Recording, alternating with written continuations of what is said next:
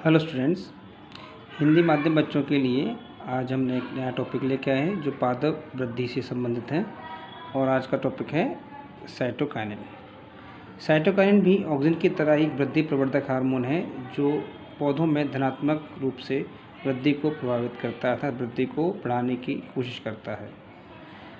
आइए सबसे पहले पढ़ते हैं खोज के बारे में। सर्वप्रथम हेबरलैंड नाम के साइंटिस्ट ने 1913 में ये आइडिया दिया या विचार दिया कि फ्लोएम में कुछ ऐसे विलेय पदार्थ होते हैं जो किसी न किसी कारण से कोशिका विभाजन की प्रक्रिया को तीव्र करते हैं अर्थात उनकी उपस्थिति में कोशिका विभाजन शीघ्रता से होने लगता है। बाद में कुछ वैज्ञानिक आए जैसे स्कूक और मिलर। उन्होंने 1955 में बताया कि ईस्ट के अंदर डीएनए के विघटन से एक काइटिनिन नाम का पदार्थ प्राप्त होता है, काइनेटिन नाम का पदार्थ प्राप्त होता है जो पौधों में कोशिका विभाजन की क्रिया को बढ़ा देता है, उसे प्रेरित करता है अर्थात उसके प्रभाव से कोशिकाएं तेज़ी से बढ़ने लगती हैं। इसी काइनेटिन को लीथम नाम के वैज्ञानिक ने कुछ दिनों बाद क्या नाम दिया, उसे साइटोकाइनिन कहा। क्या कहा? साइटोकाइनिन कहा। ठीक है, लीथम ने इस काइनेटिन को क्या नाम दिया? साइटोकाइनिन कहा, जो आज के नाम से जाना जाता है। आज के हम साइटोकाइनिन के नाम से जानते हैं।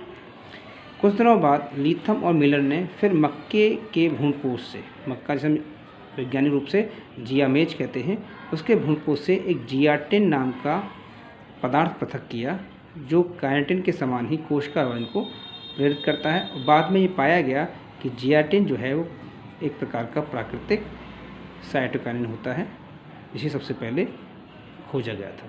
ठीक है, साइटोकाइनिन जो होते हैं वो वास्तव में कोशिका विभाजन को प्रेरित करने वाले प्रमुख हार्मोन हैं जो ऑक्सिन के साथ मिलकर के ये क्रिया दर्शाते हैं। अकेले रूप में ये कोशिका विभाजन को प्रेरित नहीं कर सकते।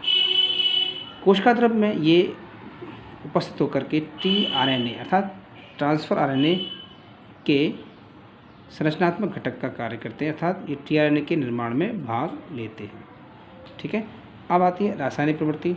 रासायनिक प्रवृत्ति में देखा जाए तो हमने थोड़ी देर पहले बोला कि जो भी काइनेटिन या साइटोकाइनिन नाम के वृद्धि प्रवर्धक पदार्थ हैं वो सभी न्यूक्लिक अम्ल अर्थात डीएनए और आरएनए के अपघटन से प्राप्त होते हैं। ये वास्तव में अमीनो प्यूरिन है अर्थात इनमें नाइट्रोजन क्षारों के अवशेष पाए जाते हैं। और वर्तमान में जो सबसे ज़्यादा यूज़ किया जाने वाला साइटोकाइनिन है उसका नाम है 6-परफ्यूरिल अमीनो प्यूरिन। क्या नाम है? 6-परफ्यूरिल अमीनो प्यूरिन है। आइए इसके प्रमुख कार्यों के और प्रभावों के बारे में बात करते हैं।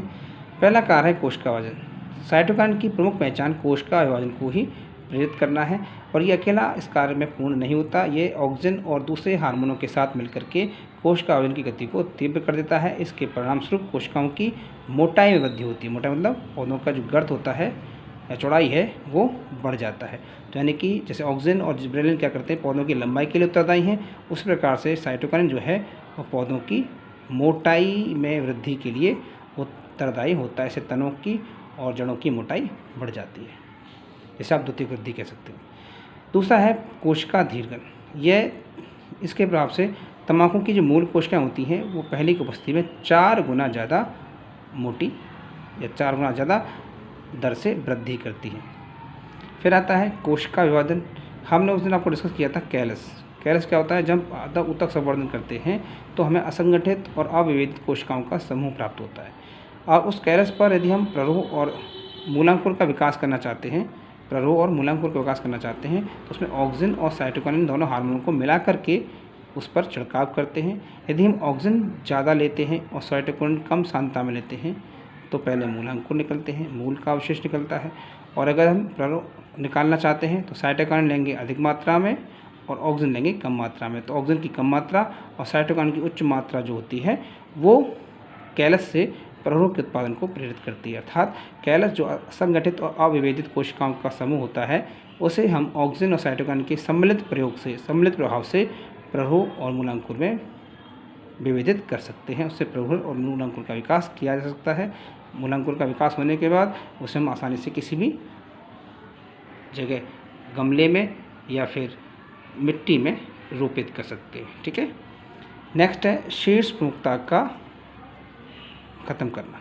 समापन। आप जान सकते हैं कि भाई कुछ ऐसे हार्मोन होते हैं जैसे ऑक्सीजन, जिनकी वजह से पौधों की लंबाई में तीव्र गति से वृद्धि होती है। अगर हम उसी पौधे पर साइटोकाइन का स्प्रे कर दें तो उसकी शीर्ष प्रमुखता है, मतलब लंबाई बढ़ना आज रुक जाती है और पौधा धीरे धीरे घना होना प्रारंभ करता है। उसके साथ की जो पार्श्व कलिकाएँ होती हैं या शाखाएँ होती हैं वो तेज़ी से घनी होकर के पौधे को घना बनाने में हेल्प करती हैं। तो ये पौधों को शीर्ष प्रमुखता को खत्म करता है, या आप इस तरह से कह सकते हैं कि ऑक्सीजन का विरोधी हार्मोन है। ठीक है, यानी ऑक्सीजन जो है वो शीर्ष प्रमुखता को प्रमोट करता है, जबकि साइटोकाइन जो होता है वो शीर्ष प्रमुखता को नष्ट करके क्या करता है, पौधों के घनाव या उनकी सघनता को बढ़ाने में सहायक होता है।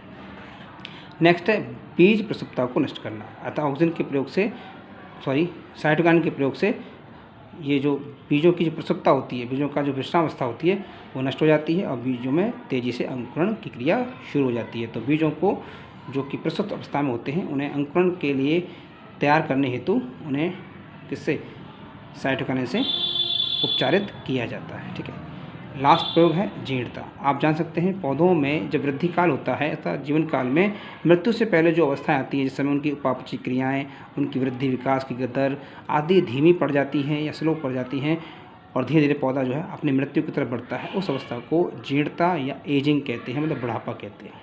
अगर हम किसी पौधे पर जो तेज़ी से उसके पौधे में वृद्धि रुक गई है उस पर साइटोकाइन हार्मोन का प्रभाव कर दें तो उसमें जीर्णता जो है विलंब से आती है, मतलब देर से आती है। उसकी जो जीर्णता अवस्था है वो रुक जाती है और पौधा वो तुरंत नवा अंकुर प्रेरित करता है और उसमें नई नवीनता आ जाती है और उसके सारे जो अंग तक होते हैं वो तेज़ी से नवीनता दर्शाते हैं। ठीक है, या उसमें जीर्णता को रोक सकते हैं।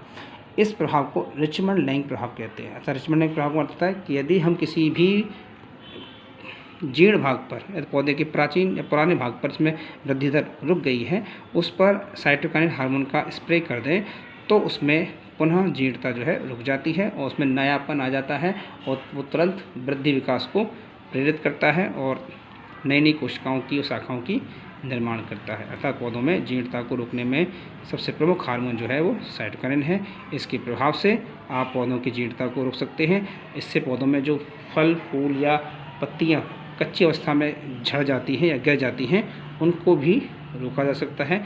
अर्थात पौधों के अंदर जो जीर्णता से नुकसान होता है, किसानों को जो हानि होती है, उसको रोकने में सहायक है। तो जीर्णता को देर से करने के लिए या जीर्णता को रोकने के लिए साइटोकाइन का प्रभाव रिचमंड लैंग प्रभाव के नाम से जाना जाता है। ओके स्टूडेंट्स, आशा करता हूँ कि आपको ये समझ में आया होगा।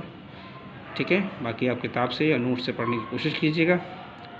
ठीक है, थैंक यू, राधे राधे।